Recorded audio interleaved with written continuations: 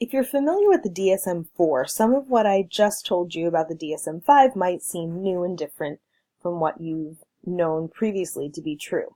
So let's go over some of the major changes between the DSM IV and the DSM V. 5 eliminates separate subcategories on the autism spectrum, such as Asperger's syndrome and PDD-NOS. Two categories are used in the DSM V: social communication impairment and restricted interest repetitive behaviors, instead of the three that existed in the DSM IV.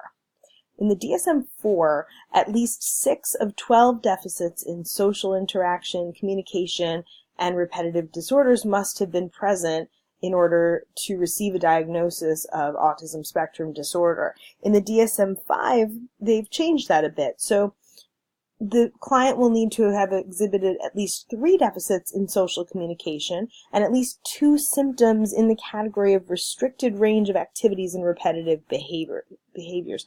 These were those repetitive behaviors that we discussed in the previous slide: hyperreactivity to sensory input, or unusual interests in sensory aspects of the environment, things like this.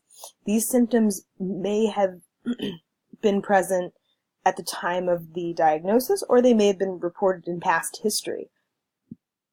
The DSM-5 adds also known genetic causes of autism, such as Fragile X syndrome, Rett syndrome, and so on, as well as levels of language and intellectual disability and presence of medical conditions such as seizures, anxiety, depression, and gastrointestinal problems.